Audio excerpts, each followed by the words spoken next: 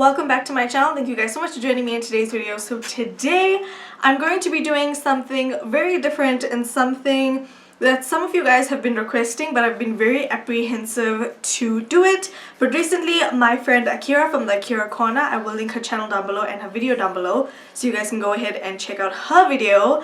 But yeah, I was inspired by her to finally sit down and do the anti-haul video. Now I do need to put out a disclaimer in saying that I am by no means trying to bash any brands or any product, anything of that sort. If you guys know me personally, you know that I have said that I wouldn't buy a lot of makeup items, and a couple of years down the line, here I am and I have most of the things that I said I wouldn't buy. And that's because most of my friends have these items, and so I try out their products and I kind of get hooked onto their products, and then I'm like, oh my god, I need it for myself. And so you guys catch my drift. So in a few years time, if I'm owning some of these products, please forgive me. Please know that it is the makeup addict in me that caused me to buy these things. But yeah, now that that disclaimer is out of the way, let's get into this video. Now, I am not doing this video to bash any brands, bash any products, nothing of that sort. I'm literally just here to express my opinions and stuff that I'm not willing to buy, and just let you guys know why I'm not willing to buy them. So the first thing on my list that I am not buying is the Huda Beauty 3D highlighter palette situation. Apparently it's like a cream highlight and then a highlight and like a blush color and like a contour color or some kind of situation, and it's all shimmery colors. So for me, I personally would not gravitate towards that kind of product because I do not like using shimmery things on my contour area or on my cheeks besides a actual highlight, because I have a lot of indented scarring on my cheeks. So I'm not here trying to emphasize my pores and that kind of stuff. So I definitely would not purchase that simply because I would not get any use out of it, and I don't really like the idea of having like a shimmery contour. That's just me. Maybe in a few years time I might just like a shimmery contour. But yeah, in terms of the price point and in terms of the actual product, I wouldn't necessarily buy it simply because it's not my preference to have shimmery products for the most part on my cheeks. And yeah, I do think that the cream highlight is beautiful, but for the price point as well, I would rather buy an Anastasia Beverly Hills Glow Kit, if you know what I mean. Next product is the Laura Mercier Translucent Setting Powder. Now this is probably the most expensive setting powder on the market. It is so pricey. Even though everyone raves about it, I'm not out here trying to be broke. Like, it literally costs over 800 rand, and you've got to take into account the shipping prices or courier prices that you have to pay for third-party resellers here in South Africa. So as much as I definitely want to try it, I am not willing to spend that much money on it. And a lot of people have been comparing the Laura Mercier powder to the Coty Airspun powder, which is about 250 rand, which is a powder I do have. And the only difference between the powders is that I think the Coty Airspun powder is a lot more drying than the Laura Mercier, and I think the undertones and the color of the powders are different. So yeah, I'm not gonna spend over 800 rand on a face powder. The next product I am not buying is a Kylie lip kit. Now, for me, a lip liner and a liquid lipstick, to pay over 700 for a liquid lipstick and a lip liner is absolutely ridiculous in my opinion. I mean, the colors are stunning, but I have noticed that Colourpop does have a lot of dupes for the Kylie liquid lipsticks. Now, I know you guys are probably wondering, like, girl, you have a Kylie liquid lipstick. What are you talking about? But in all honesty, I think that the Colourpop liquid lipsticks are just as good as the Kylie liquid lipsticks, and I think the formula is actually quite identical. So I don't think it's worth spending 700 rand, and I'm definitely not going to be adding any more Kylie liquid lips to my collection for sure. So the next thing I'm not buying is the Nikki Tutorials collaboration. I forgot to mention I'm doing top 10 things I wouldn't buy. And this is the collaboration with Ofra Cosmetics. Now, I love Nikki Tutorials. You guys know I'm obsessed with her, and I really love the collaboration she came out with Ofra Cosmetics, but not for myself.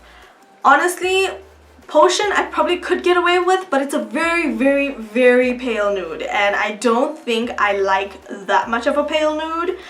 When it comes to the Spell shade, I'm just like, that is such like a coral color, and I stay far away from coral shades on my lips. Like I just do not like coral shades on myself.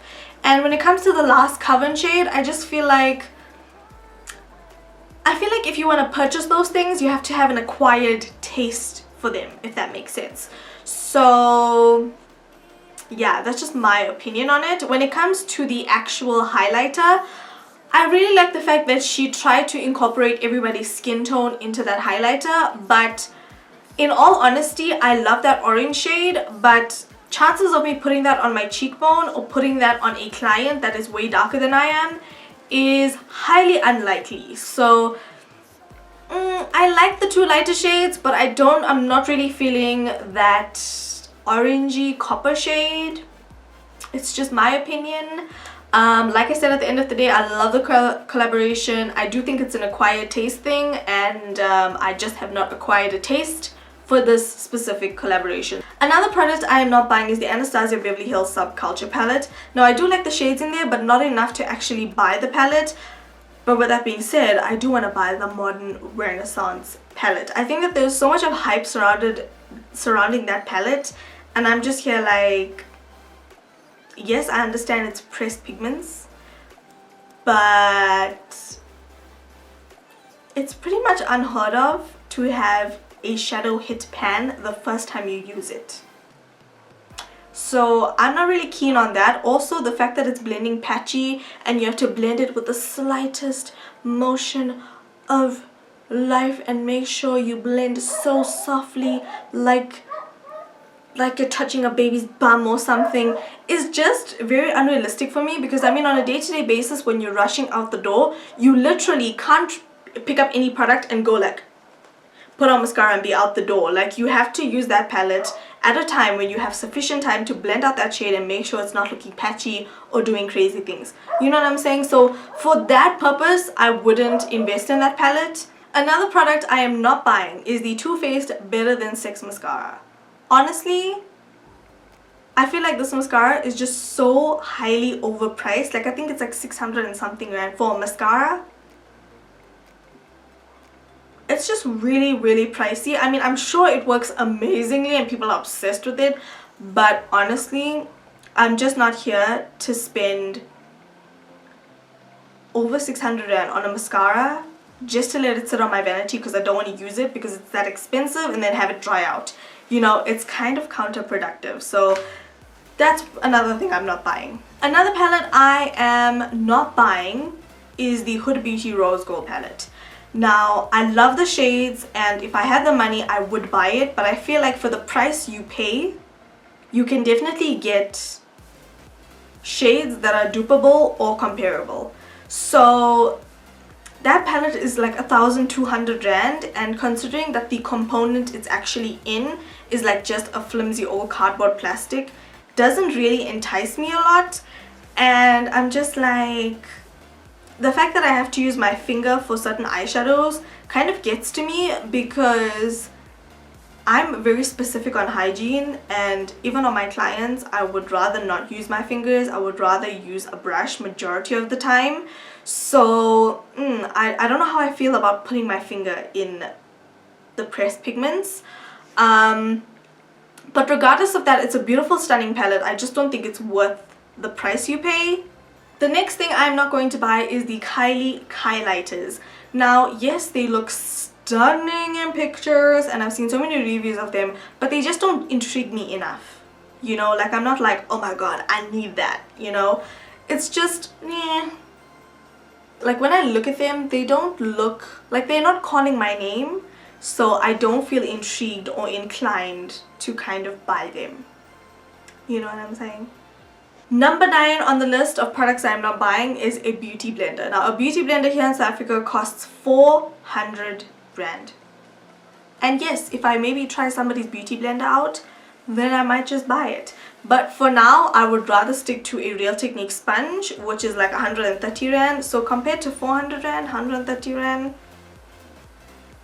I mean, I would definitely go for the cheaper option. I just don't think a sponge is worth 400 Rand, considering that it's gonna rip and tear and you're gonna pretty much have to replace it in the next couple of months. So that's just my opinion. I'm not gonna spend that kind of money on a sponge. That is just ridiculous. Last but not least is the Morphe 25 palettes. Now I feel like when Morphe came out with their 35 palettes, I mean, yes, they are amazing, but the chances of me using most of those colors in those palettes are highly unlikely. Like, I've looked at the 25 palettes, it's those smaller palettes that are square and have 25 shades in them, and I've looked at the shimmer shades and I'm like, oh my god, I would totally buy that palette. But I look at some of the transition shades and I'm like, well, that's kind of similar to what I have in my 35O and kind of similar to other eyeshadows that I have, so I really wouldn't buy those limited edition 25A palettes, because I feel like the only shades I'm going to be using out from there is probably the highlight shades and the shimmery shades, and I feel like those shimmer shades are fairly dupable and comparable to other shades either way, so that is just my opinion. So that is pretty much it for my anti haul. I really hope you guys have enjoyed this type of video. Like I said, I'm not trying to bash the products by any means. This is just my opinion and how I feel and why I personally wouldn't buy them on my student budget. So yeah, thank you guys so much for watching. Please don't forget to slay all day every day with and without makeup. Don't forget to share this video with your friends and your family and ask them to like and subscribe. And thank you guys so much for watching, and I will talk to you guys in my next video.